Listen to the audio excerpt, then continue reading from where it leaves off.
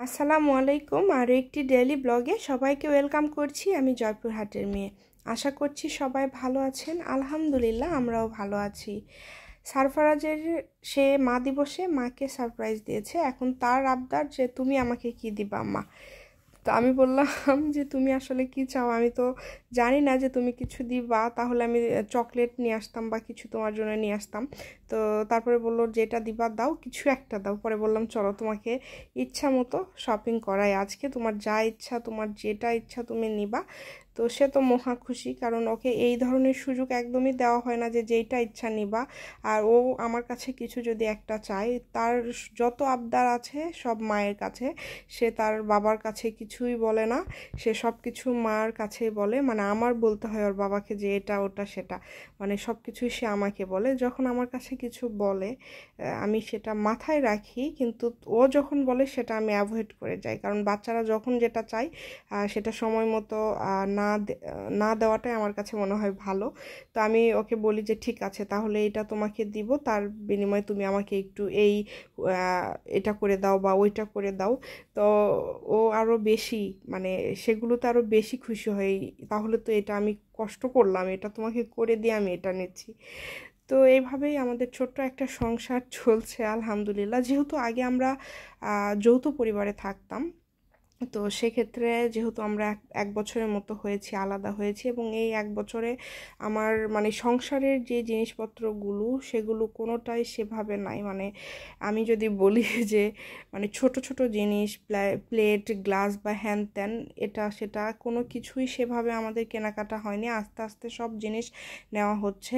আমি খুবই সাধারণ একটা মেয়ে, খুবই মধ্যবিত্ত পরিবারের একটা মেয়ে, এবং আমি আমার বুদ্ধি যখন হয়েছে তখন থেকে আমি অনেক বাস্তবতার সম্মুখীন হয়েছি, এবং প্রত্যেকটা পদক্ষেপ নেওয়ার আগে আমি 10 বার চিন্তা করি, এবং একটা কথা বলার আগেও আমি 10 বার ভাবি যে এই কথাটা বলার পরে যেন আমাকে পস্তাতে না হয়, বা এই কথাটা বলার পরে যেন আমাকে আফসোস করতে না হয় যে কেন আমি এটা করলাম। আমি অনেক বেশি রেগে যাই মাঝে মাঝে, কিন্তু রাগের মাথায় যখন থাকি তখনও আমি কথা বলার আগে 10 বার চিন্তা করি যে আমি এখন এটা বলছি, এটা মানে ঠিক কি ভুল, ভুল কথা বলতেছি না ঠিক কথা বলতেছি, এটা আমি বারবার চিন্তা করি। তো যেহেতু আমি আসলে অনেক ফ্যামিলিগতভাবে থেকে বলেন বা যে কোনো দিক থেকে বলেন, আমি আসলে সবসময় অনেক বেশি সমস্যার সম্মুখীন হয়েছি, তার মধ্যে থেকে চেষ্টা করি যে সবসময় হাসি খুশি থাকার। আমি যত খারাপ পরিস্থিতিতে থাকি না কেন, আমি কেন জানি না কারোর সাথে যদি আমি মানে 5 সেকেন্ডও কথা বলি, আমি হেসে কথা বলি, আমি কখনো হাসি ছাড়া থাকি না। হয়তো বা যখন একা রুমে থাকি বা যখন কাজের মধ্যে থাকি তখন বিষয়টা আলাদা, বাট যখন আমি সবসময় চেষ্টা করি নিজেকে আসলে হাসি খুশি রাখার। সেটা মন খারাপ থাকলেও সেটা আমি করি, মন ভালো থাকলেও সেটা করি সব সময়। আর আমার পৃথিবী জুড়ে আমার সন্তান আর আমার ভাই, কারণ যেহেতু আমার মা নাই, তো আলহামদুলিল্লাহ এখন কিন্তু আমার মা আছে, আমার সেকেন্ড মা। তো আমার ভাই আর আমার সন্তানকে ঘিরে আসলে আমার পুরো পৃথিবী বলতে পারেন, কারণ এই দুইটা মানুষ আমাকে অনেক বেশি বোঝে। অ্যান্ড আমার মুখের দিকে তাকালে এরা বোঝে যে আসলে আমি ভালো আছি কি না, বা আমার কোনো সমস্যা হচ্ছে কি না। তো সব কিছু মিলায় আমার ভাইটা অনেক ছোট, যেহেতু ক্লাস 9-এ পড়ে। তো আমার মা যেদিন রাতে মারা যায়, দেখা যায় যে বারবার শুধু ওর কথা আমাকে বলতেছিল, ওর হাত মানে আমার হাতে দেওয়ার চেষ্টা করছিল। তো সারা রাত আমার মা সেদিন রাতে শুধু ওর নাম বারবার বলেছে, হয়তো বা এটাই বলার চেষ্টা করেছে যে ওই যেহেতু ছোট, ওকে একটু দেখে রাখিস, তুই তো অনেক বড়। আর আমার ভাই যখন হয় তখন ও আসলে এমন সময় হয়েছে, তখন মানে কি বলবো, মানে খুবই ভালো একটা সময়, এবং ওই সময় মানে আমরা ওকে পেয়ে অনেক বেশি হ্যাপি ফিল করেছি। তো যাই হোক, এই কারণে এই দুইটা মানুষের আবদার আমি কখনোই ফালাতে পারি না, সারফারাজ আর রেজওয়ান।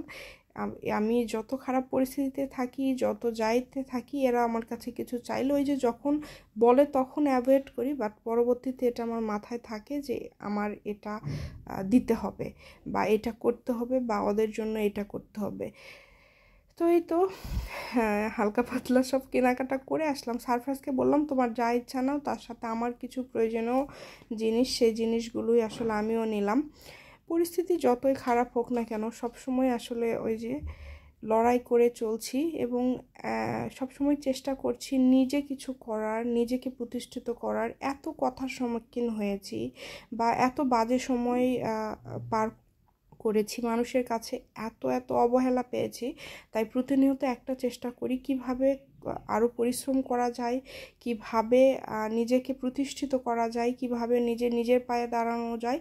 তো সব কিছুর ঊর্ধ্বে কিন্তু আসলে পরিশ্রম, কারণ পরিশ্রম করলে কিন্তু সাফল্য আসে, তবে বুদ্ধি খাটিয়ে পরিশ্রম করতে হবে। বোকা মানুষের মতো সারাদিন কষ্ট করবেন, যদি বুদ্ধি দিয়ে কাজ না করেন তাহলে কিছুই হবে না। আরেকটা কথা, যতই রাগের মাথায় থাকেন না কেন, কাউকে কিছু বলার আগে 10 বার ভাববেন, তাছাড়া কিন্তু পরবর্তীতে ওই কথাটা নিয়ে বারবার আফসোস করতে হবে যে কেন এটা বললাম। তো এই কারণে কাউকে কিছু বলার আগে, সেটা যে কেউ হোক, বাবা মা ভাই বোন বা প্রিয়জন যেই হোক না কেন, কথা বলার আগে আসলে ভাবনা চিন্তা করে কথা বলা উচিত। আমার পৃথিবীটা খুব ছোট্ট, আমি অনেক অবহেলায় আসলে অবহেলিত একটা মানুষ। এই কারণেই সবসময় চেষ্টা করি নিজের পায়ে দাঁড়ানোর, নিজে কিছু করার চেষ্টা করি সব সময়। জানি না আল্লাহ আমাকে আসলে মানে কিছু করার মতো করবে নাকি, তবে যা করছি এখন আলহামদুলিল্লাহ।